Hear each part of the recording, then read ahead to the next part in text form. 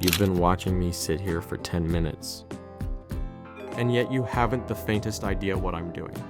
That's fine. I'm about to tell you. Every morning, at approximately the same time, I take my position. Not because I have nothing better to do.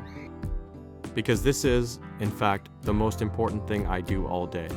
You think I'm staring into nothing. You see a quiet street, a few trees, maybe a car. I see a map, and every day, I update it. The woman in the blue coat, she walks past at 8:47. Never 8:46, never 8:48. The gray cat from across the street, he thinks I don't see him behind the fig tree. I see him. You stopped looking a long time ago. I understand. Your world is very busy. Screens, messages, notifications, things that demand attention without offering anything in return.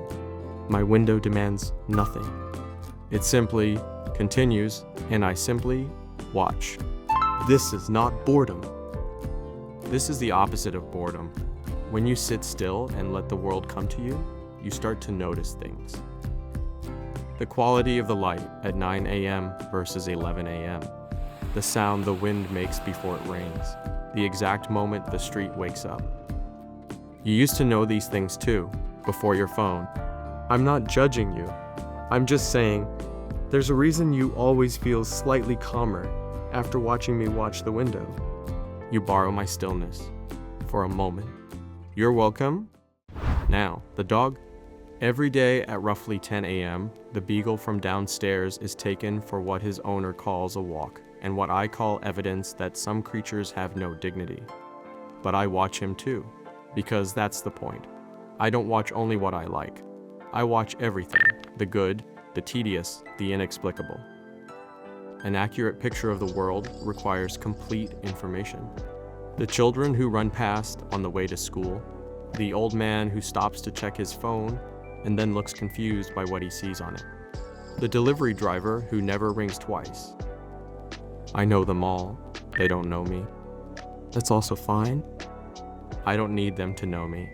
I have my window, my street, my morning. And somewhere behind me, you, making coffee, doing whatever you do, it's enough. I should tell you something about how I see, because it explains everything. You see the world at roughly 24 frames per second. I see it at 60. What appears to you as a still, quiet street is to me a continuous, detailed film. A leaf moving on the far side of the street, a shadow shifting by 1 centimeter, a bird deciding whether to land. You think nothing is happening. Something is always happening. This is why I sometimes make that sound. The clicking, the chattering. You laugh when I do it. I understand. It must look strange. A cat making bird sounds at a window. But that sound is concentration. That sound is absolute focus. That sound is what the best version of you feels like when you're doing something you truly love. Here is something I would like to suggest. Not a request, a suggestion. Sit next to me sometime, at the window. No phone, no podcast, no task. Just look at the same street I look at every morning. At first, you'll see nothing. That's expected. You're out of practice.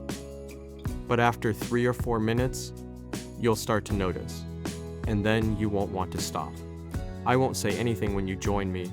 I won't move to make room dramatically. I won't perform companionship. I'll simply be there, as I always am. You can decide the rest. The woman in the blue coat just passed. 8:47. As always, the gray cat is still behind the fig tree. He thinks he's invisible.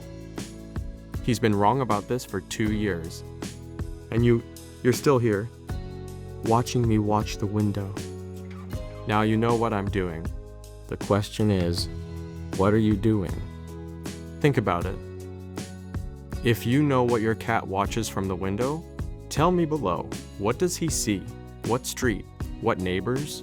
What birds? And if you'd like to sit at the window more often, subscribe. I'll be here every week with new observations. Some of them may surprise you. Because you're not just watching cat videos, you're learning to slow down, and that is a skill worth having.